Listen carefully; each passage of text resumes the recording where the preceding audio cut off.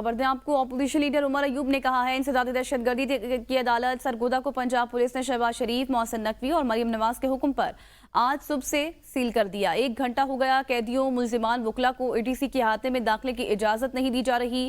عمر ایوب نے کہا کہ نظام انصاف اور اے ٹی سی سرگودا کو پنجاب پولیس نے یرغمال بنا رکھا ہے۔ میں یہاں پہ صبح تقریباً 7:55 سے انسداد دہشت گردی عدالت سرگودا کے سامنے کھڑا ہوں۔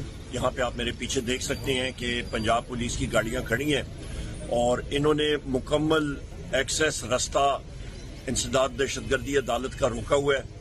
جو ملزمان ہیں، پرزنرز ہیں، ان کا بھی راستہ روکا ہوا ہے۔ جن لوگوں نے آنا ہوا ہے مکمل سیل کیا ہوا ہے۔ پنجاب پولیس نے یہ شہباز شریف کے کہنے پہ، مریم نواز کے اور محسن نقوی کے کہنے پہ، ان کا صرف یہ مقصد ہے کہ وکیلوں کو بھی اندر نہ جانے دیں، لوگوں کو اندر نہ جانے دیں، کہ کہیں فیصلہ نہ ہو جائے پی ٹی آئی کے جو لوگ ہیں ان کے حق میں، اور یہ رکاوٹ پیدا کر رہے ہیں عدالت کی فنکشننگ میں، عدالت کے کاموں میں۔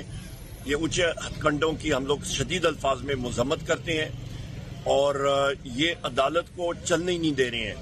تو لہٰذا وکلا کو، chief justice Lahore high court کو، چیف جسٹس پاکستان کو ان چیزوں کا نوٹس لینا چاہیے کہ جس ملک میں قانون نہیں ہوگا، آئین اور قانون کی بالادستی نہیں ہوگی، وہ کیسے چل سکتا ہے۔